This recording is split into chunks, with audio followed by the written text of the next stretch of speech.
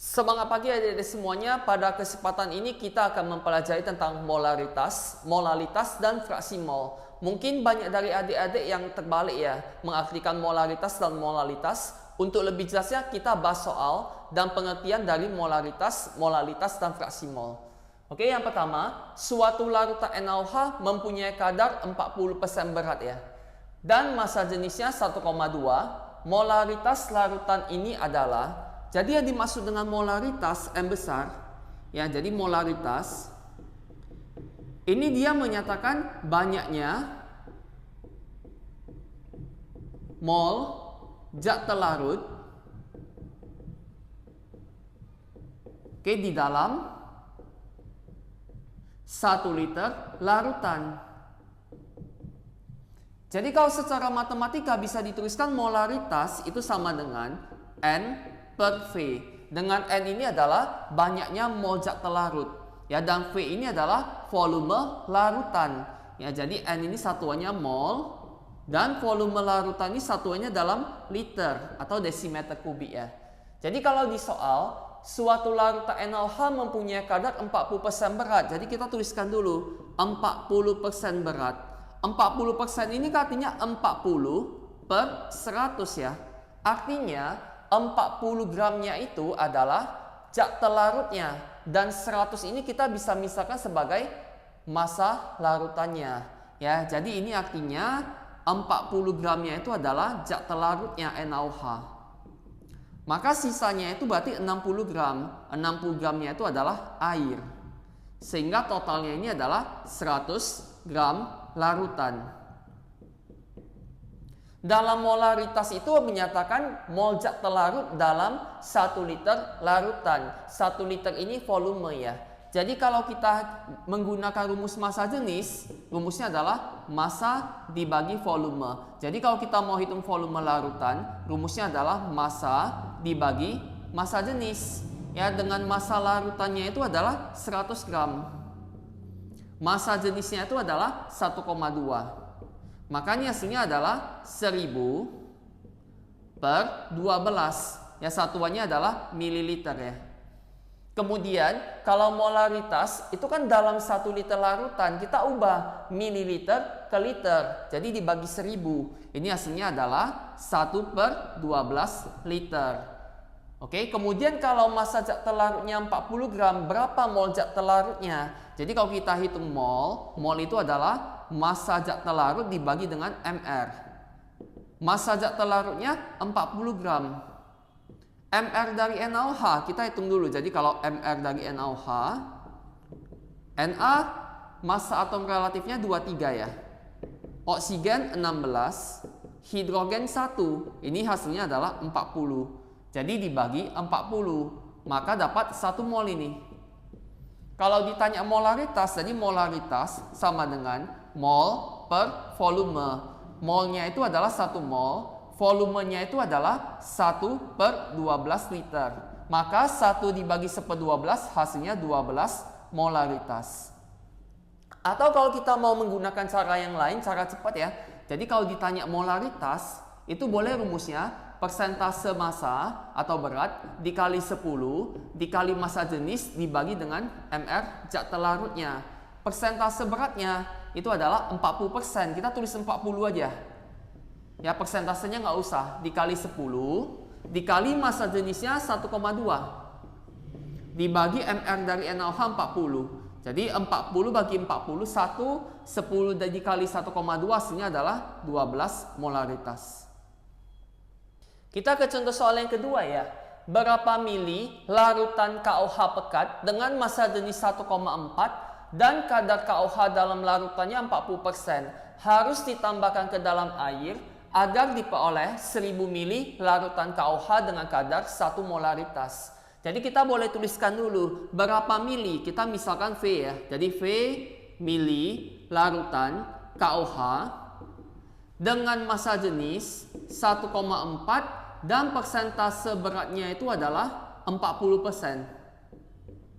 Harus ditambahkan ke dalam air agar diperoleh 1000 mili larutan KOH dengan kadar 1 molaritas.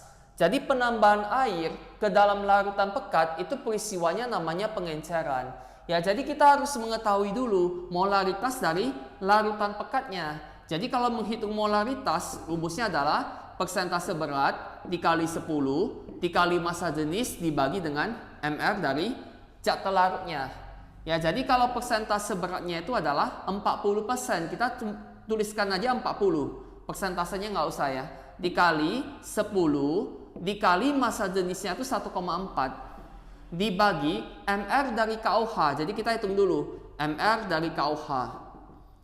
K massa atom relatifnya 39, berarti 39 ditambah oksigen 16, hidrogen 1. Ya, ini hasilnya adalah 56. Jadi dibagi 56.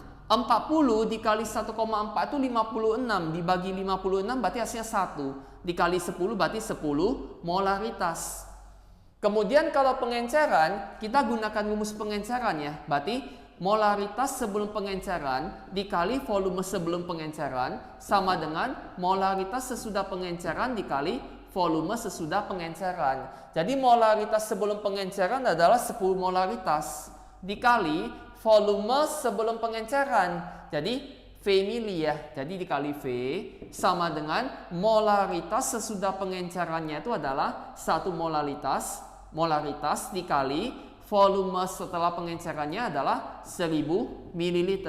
Maka nilai V itu adalah 1 kali 1000 dibagi 10. Maka hasilnya adalah 100 ml. Kita ke contoh soal selanjutnya ya. Berapa molaritas larutan asam fosfat H3PO4 yang mengandung 24,5 gram asam fosfat dalam 100 gram air? Sekarang pertanyaannya itu adalah molaritas ya. Jadi kalau molaritas, ya, jadi molaritas atau M kecil ya, ini menyatakan banyaknya mol zat telarut dalam 1 kilo pelarut. Ya, kita harus bisa bedakan ya. Kalau tadi M besar itu dalam 1 liter larutan. Kalau molaritas itu dalam 1 kilo pelarut. Jadi kalau secara matematika M kecil atau molaritas itu adalah mol zat telarut dibagi dengan P. P itu adalah massa pelarut dan ini satuannya dalam kilogram. Oke, kita kembali ke soal. Dia tanya berapa molaritas larutan asam fosfat yang mengandung 24,5 gram asam fosfat. Ya, jadi kita bisa hitung mol zatnya dulu. Jadi kalau mol itu adalah massa zat telarut dibagi dengan mR-nya. Ya, massa zat telarutnya itu adalah 24,5 dibagi mR-nya itu adalah 98. Ini kalau kita hitung ini hasilnya adalah 1/4 mol ya. Jadi 1/4 mol. Di dalam 100 gram air. 100 gram air ini adalah massa pelarutnya atau nilai P-nya. Jadi P-nya itu adalah 100 gram. Kita ubah ke kilogram. Jadi gram ke kilogram itu bagi 1000. 100 bagi 1000 adalah 0,1 kilogram. Jadi kalau kita mau hitung molaritas itu adalah mol zat telarut dibagi massa pelarutnya ya. Maka nilainya adalah 1/4 dibagi 0,1. Jadi 1/4 itu kan 0,25 ya. Dibagi 0,1 hasilnya adalah 2,5 molaritas. Kita ke contoh soal selanjutnya ya. Larutan urea dengan massa molekul relatif 60 dengan persentase beratnya 10% memiliki molaritas sebesar. Ya, jadi kita misalkan dulu. Itu kan diketahui persentase massanya 10% ya. 10% ini boleh diartikan sebagai 10/100. Ini artinya kalau kita misalkan massa larutannya itu 100 gram, maka 10 gramnya ini adalah zat telarutnya. Ya, jadi ini artinya 10 gram ini adalah zat telarutnya. Berarti 10 gram ini adalah urea. Dan sisanya supaya jadi 100 gram, berarti sisanya itu kan 100 dikurang 10 ya, berarti 90 gramnya itu adalah air. Sehingga totalnya ini kita boleh anggap 100 gram larutan. Kemudian kalau molalitas itu rumusnya adalah mol dibagi massa pelarut dalam kilogram ya. Jadi kalau kita mau hitung mol dari urea 10 gram, kita bisa hitung mol ya. Jadi mol ini adalah massa zat telarut dibagi dengan mR-nya.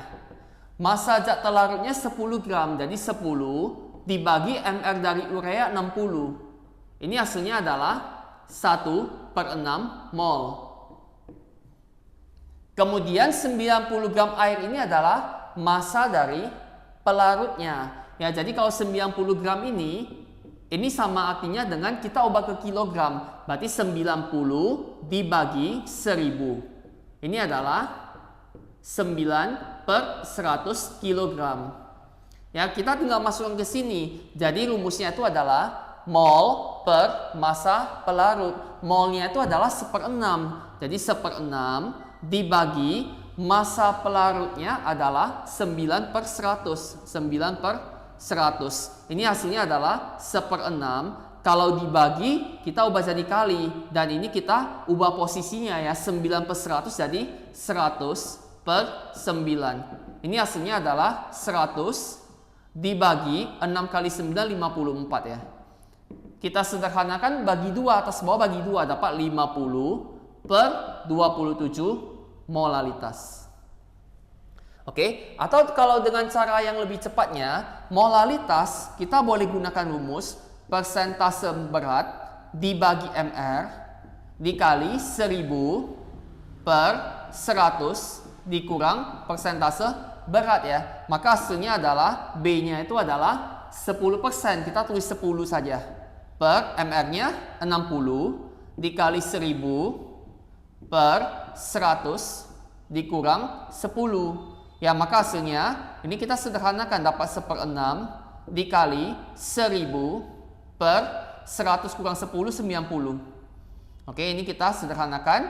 Maka hasilnya adalah 1 dikali 100, 100 per 6 kali 9, 54. Kita sederhanakan dapat 50/27 molalitas. Ya, jadi memberikan jawaban yang sama. Oke, selanjutnya kita membahas tentang fraksi mol ya.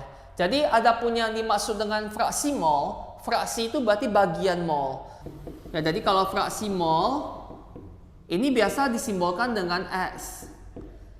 Jadi kalau semisal ditanyakan fraksi mol zat telarut, maka dia menanyakan berapa bagian mol telarut di dalam mol total larutannya. Jadi kalau fraksi mol telarut itu adalah mol telarut dibagi mol totalnya, berarti mol telarut ditambah mol pelarut. Tetapi kalau ditanyakan misalkan fraksi mol pelarut, maka itu adalah mol dari pelarutnya dibagi mol totalnya. Totalnya berarti mol zat telarut ditambah mol pelarut. Kemudian hubungan dari fraksi mol telarut ditambah fraksi mol pelarut ini jumlahnya adalah 1. Untuk lebih jelasnya kita ke contoh soal. Fraksi mol dari 6 gram urea yang dilarutkan di dalam 7,2 gram air adalah, jadi zat telarutnya itu urea ya. Jadi kita hitung dulu mR dari urea. Jadi CO NH2 2 kali. Karbonnya 1 buah. Ya, air karbon adalah 12, berarti 12 ditambah oksigen, massa atom relatifnya adalah 16. Ditambah ini nitrogennya ada 2 buah ya. Ya, 1 kali 2, berarti 2 dikali massa atom relatif nitrogen. Oh, ini nitrogen, massa atom relatifnya 14 ya. Jadi kali 14 ditambah hidrogennya 2 kali 2 ada 4. Jadi 4 kali massa atom relatif hidrogen adalah 1. Ya, ini hasilnya adalah 12 tambah 16 tambah 28 ditambah 4. Hasilnya adalah 60. Jadi kalau ditanya fraksi mol urea, berarti yang dia tanya itu adalah zat telarut ya. Jadi fraksi mol telarut sama dengan mol telarut per mol telarut ditambah mol pelarut. Dengan mol itu adalah massa dibagi massa molekul relatif. Jadi ini adalah gram per mr dari urea. Dibagi, ini sama ya, gram per mr urea ditambah, kalau mau pelarut itu adalah gram pelarut dibagi dengan mr pelarut.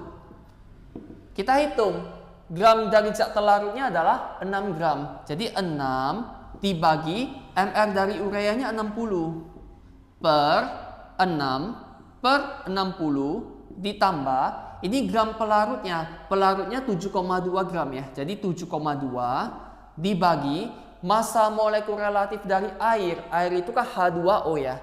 mr-nya itu bernilai 18. Maka hasilnya adalah 6 dibagi 60, 0,1 dibagi 0,1 ditambah 7,2 bagi 18 itu adalah 0,4. Hasilnya adalah 0,1 dibagi 0,5. Ya, hasilnya 1/5. Jadi semisal kalau ditanya berapa fraksi mol dari airnya, maka kalau kita mau hitung fraksi mol pelarut, kita gunakan rumus tinggal 1, ini pindah. Jadi 1 dikurang fraksi mol telarut. Maka 1 dikurang 1/5.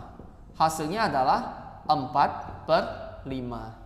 Oke, jangan lupa dibantu di support channel ini ya dengan cara di subscribe dan di share ke teman-temannya untuk konten kimia terbaru setiap minggunya. Oke, be blessed and be blessing.